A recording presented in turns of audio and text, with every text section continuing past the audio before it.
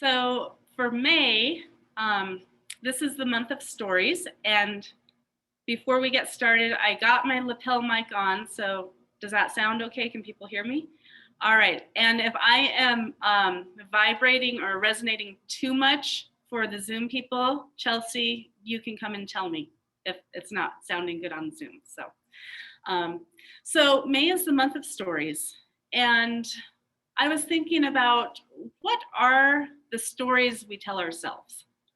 If you think of your own life as a story, which chapter would you be in the story of your own life? And I wonder if somebody were to look at my life as a story, would it be a romance novel or a drama or a science fiction tragedy, a comedy? What are the stories we tell ourselves about ourselves, and what are the stories we tell ourselves about others? Is the story of our life that we are telling ourselves and others one that we want to continue writing? Or maybe is it time for a new plot twist? Or do we want to put the book down and start over with a new introduction and begin again writing a completely different novel altogether? And if we did so, who are the protagonists in our life stories? Who are the antagonists? Who are the support characters? Are there any characters needing to be gracefully written out of our stories? And if so, do we have the courage to do that? What were some of your favorite stories from childhood? Do you still read them occasionally? If so, do they bring you the same sense of magic and joy? And if not, what changed and why not? We had one of the chaplains from Hope West come and speak to our chaplaincy class a few weeks ago, and she told her story about completely changing her career from a healthcare executive to becoming a hospice chaplain and going to seminary to become an Episcopal priest at the age of 63. And when I asked this person if she ever considered her age as a factor in charting this new course, without hesitation, she looked at me and said, I knew I was going to be this age anyways, so I decided I might as well enjoy what I'm doing when I get there. And it is never too late to write a new story, to change the characters in our own novel, or to start over all together again. All it takes is a little imagination and the courage to create a new plot.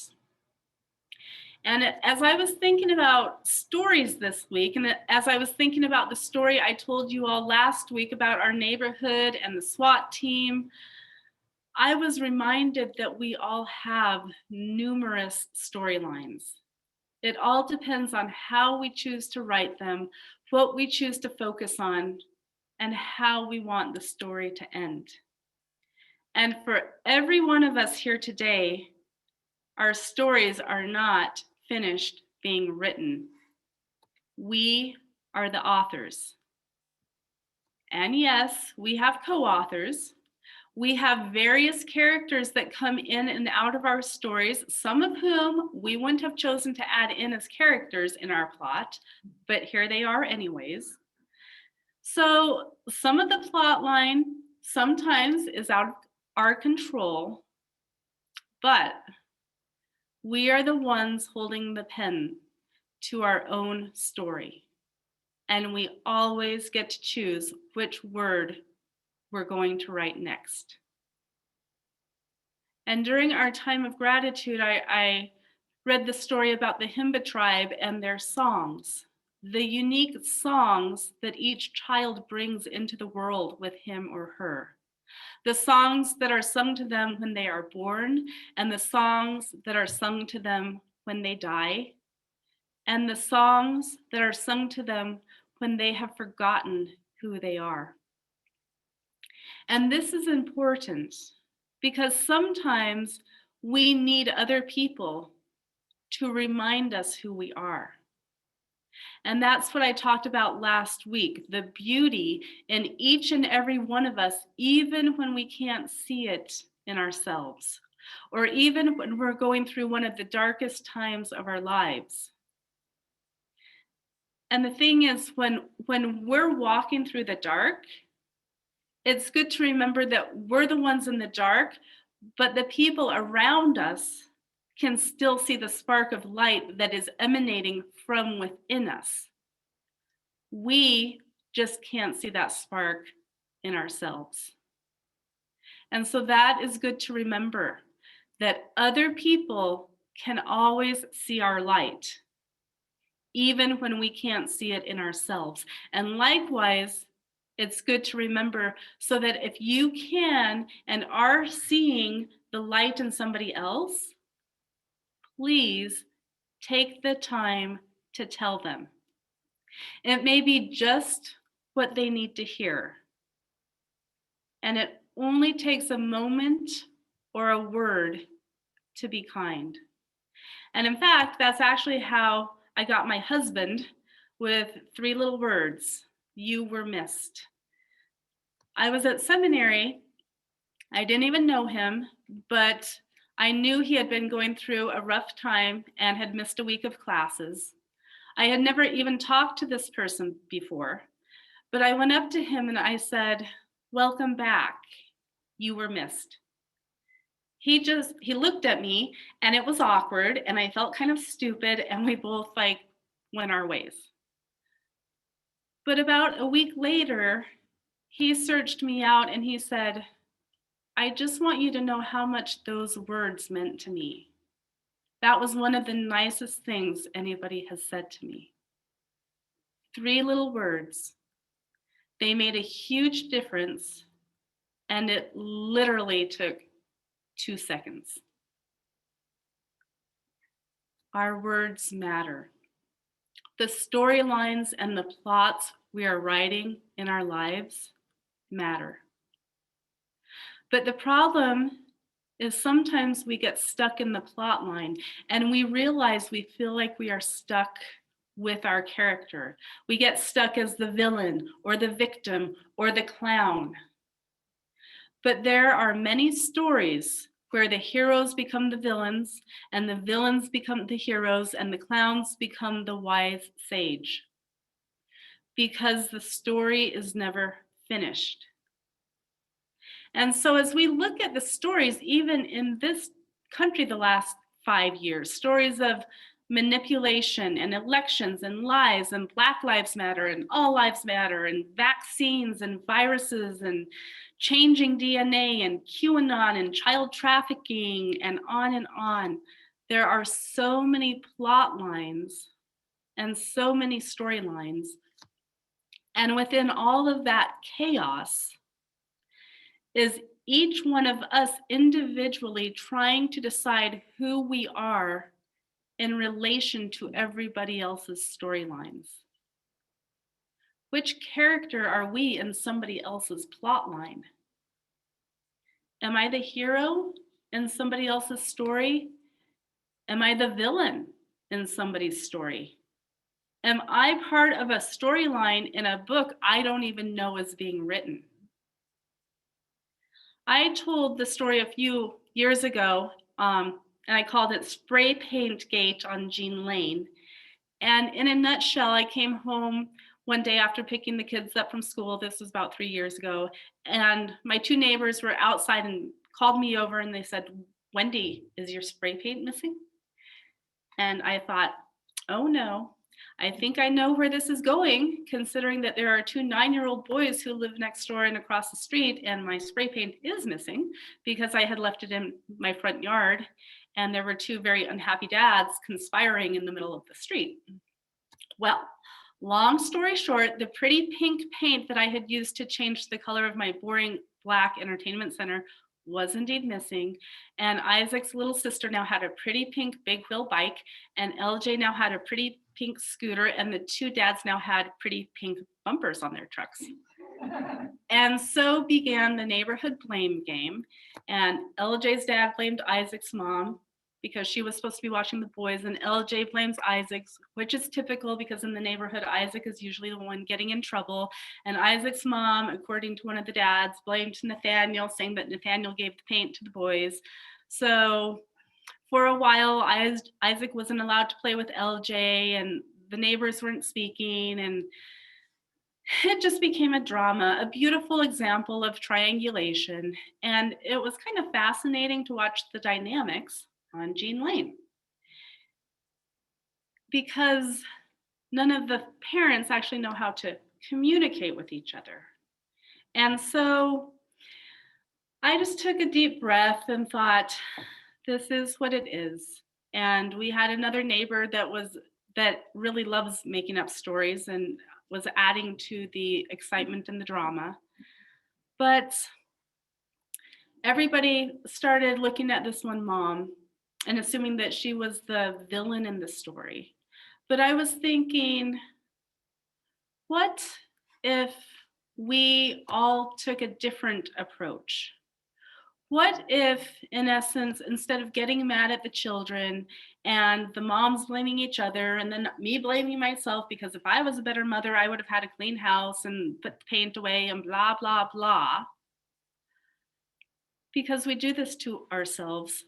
What if we had just taken the idea of what the Himba tribe does and looked at it as these are our children, and I know what LJ's story is, and what if I knew what Isaac's story was, and what if we had, instead of pointing our fingers at each other, why can't you control your son, and how can we make this better? What if we had said, what if we remember these children's songs and remind these children of their songs? How might that have been a little bit different? How might the neighbors in the family continue to be friends? And then fast forward 3 years later, might the same story be said about our neighbor who is now in jail based on the events of last week? What if instead of watching a person go from a nice guy to a person in constant pain due to an accident at work to a wanted felon, our society and our culture had had a way to catch him, so to speak, before it turned into the need for the SWAT team to be involved? Who knows? And so this is why this past week I asked our board to create a restorative justice team at UUCGV. How might we as a faith community begin to change our world paradigms into a way to rewrite stories of justice and punishment into methods and avenues of wholeness and healing, as opposed to punishment and destruction? Many lives were changed last week on Jean Lane. The children of our neighbor are traumatized, having watched him self-destruct over the past few years. And how might things have been different and how might things be different if we start giving our children their own songs? And even though we don't do this as a culture, is it too late to start now as adults? I don't know, but what I do know is that the way we are doing things now isn't working. Something has to change. And maybe we start with our own stories. And so I want to close today by reading words from one of my previous sermons that I have shared numerous times in numerous venues. And so most of you have heard them before, but they're a good reminder for us about our own inherent worth and value, that each one of us has the ability to take personal responsibility for the change that we want to see. And so as I close with these words today, think about where you are in the story of your life, in the story of this community's life, and in the story of the United States life. If you are a teacher, Be the best teacher you can be and teach in a way that expands minds and opens hearts. If you are a musician, use your voice to bring people into that beautiful other reality that allows people to connect beyond the words. If you are a poet, write your poems in a way that will change hearts. If you are a bus driver, look every person in the eyes and welcome them on their journey, wherever they may be headed. If you are an agitator, go out and agitate to wake people up. We all need to be shaken out of our comfort zones from time to time. If you have a grandparent's heart, go out and take the hand of a small child. What it really comes down to is that there is no answer and there are many answers. Each one of us is an answer. Each one of us has the power to make a difference and change this world. The beauty of it all is that this change we seek is not one size fits all solution. It is a change that begins in each human heart at a time when it is easy to look around and feel overwhelmed and powerless. Let us remember that every one of us is the author of our own story. Every one of us has the power to change our part in the world. And if done in a collective and conscious manner, I believe the world will indeed change. So now is the time to write the storyline of the novel that we actually want to read.